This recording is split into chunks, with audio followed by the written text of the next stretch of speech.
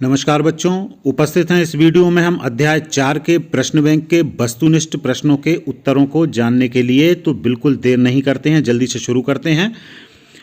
अध्याय 4 है आपका जनन स्वास्थ्य। काफ़ी महत्वपूर्ण पाठ है। इस पाठ को आपको थोड़ा गंभीरता से पढ़ना भी चाहिए क्योंकि आप सभी टीनेजर्स हैं, कक्षा 12 में हैं और ये सभी समस्याएं आपके साथ होती भी होंगी।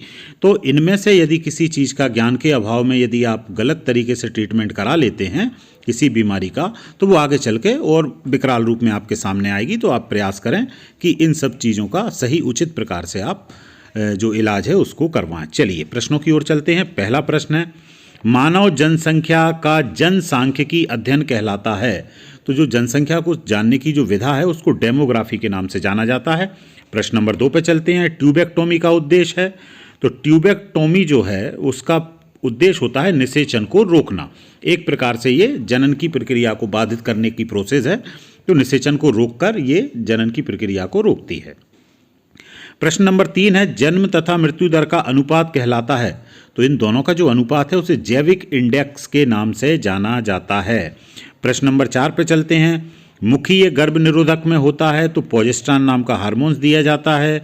प्रश्न नंबर 5 को देख लेते हैं। प्रश्न नंबर 5 है, कॉपर टी का उपयोग क्या है? तो अंडोत्सर्ग को रोकना, निषेचन को रोकना। 2 और ऑप्शन है, तो यहाँ पर कॉपर टी भी निषेचन को रोकने का कार्य करती है। प्रश्न नंबर 6 में चलें। निम्न में से कौन पुरुष से संबंधित है? तो यहाँ पर जो वेस्कोस्टोमी है या जिसको नरबंधकरण भी कहते हैं, ये तीसरा जो ऑप्शन है ये पुरुष से संबंधित होता है। प्रश्न नंबर 4 को देखते हैं। सिफिलिस रोग उत्पन्न होता है। सिफिलिस एक यौन संचरित रोग है और ये ट्रिपोनेमा पैलिडम द्वारा उत्पन्न होता है। प्रश्न क्रमांक 8 को देखते हैं। निम्नलिखित में से जन्म दर को नियंत्रित करने की विधि है। तो ये आईयूडी नाम से जो है वो नियंत्रित करने की विधि है और इस आईयूडी के अंतर्गत कॉपर टी का यूज़ किया जाता है जिसके द्वारा जन्म दर को नियंत्रित करते हैं। प्रश्न नंबर 9 में चलते हैं। एमनियोसेंटेसिस प्रक्रिया अपनाई जाती है गर्भावस्था के, तो ये 15 से 20, वैसे तो 15-16 के बीच में की जाती है, लेकिन 15 से 20 सप्ताह के बीच में इस प्रक्रिया को किया जाता है गर्भधारण के बाद। प्रश्न नंबर 10 को देखते हैं। यौन संक्रमित रोगों के कारण हैं। तो भाई देखो, यौन संक्रमित जो रोग हैं वो वायरस से भी होते हैं, बैक्टीरिया से भी होते हैं, प्रोटोजोआ, मतलब यहाँ पर इसका उत्तर जो है वो उपयुक्त सभी होगा। प्रश्न क्रमांक 11 को देखते हैं। सिफिलिस एक खालिस्तान जनित यौन संचरित रोग है। तो सिफिलिस जो होता है वो एक जीवाणु जनित यौन संचरित रोग होता है।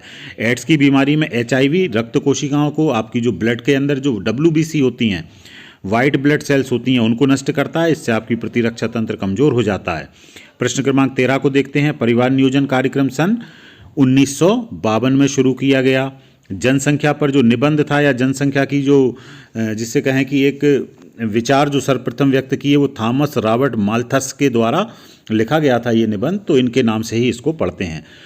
अकर्तनीय वंध्याकरण को खालिस्तान कहते हैं, तो यहाँ पर ईश्योर नाम से उसको जाना जाता है। अकर्तनीय मतलब जिसमें संतान उत्पत्ति की क्षमता को रोका जाता है लेकिन किसी चीज़ को काटा नहीं जाता, अकर्तनीय।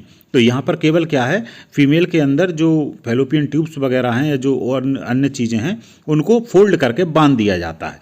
प्रश्न क्रमांक 16, यहाँ पर जोड़ी मिलाने का है। तो मैंने ये जो सही जोड़ियां हैं वो लिख दी हैं, जैसे नरबंधकरण के साथ वेस्कोटोमी रहेगा।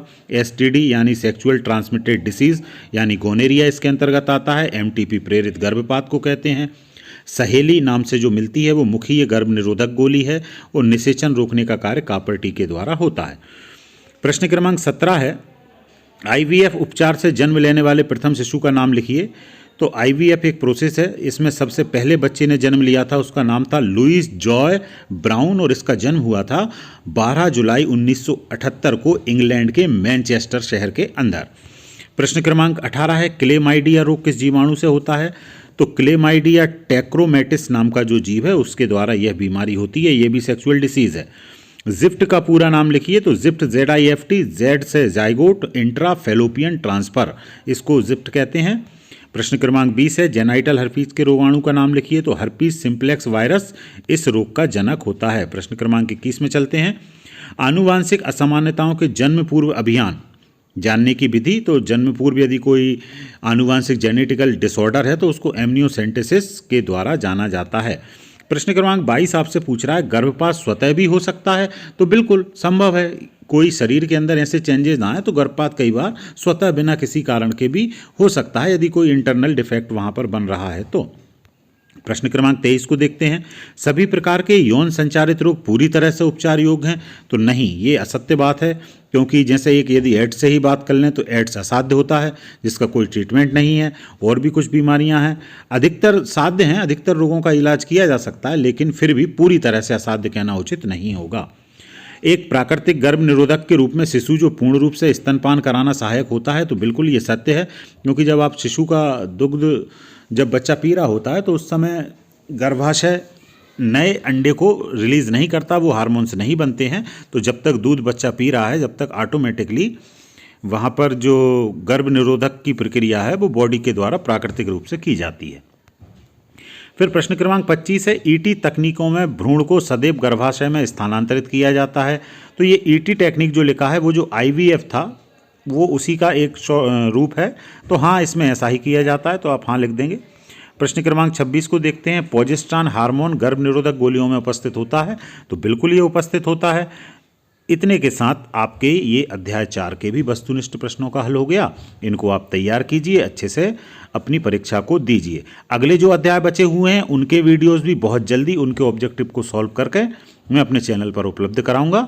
आपने अभी तक यदि चैनल को सब्सक्राइब नहीं किया है तो ज़रूर कर लें। इस वीडियो को अपने सभी साथियों के साथ अवश्य शेयर करें।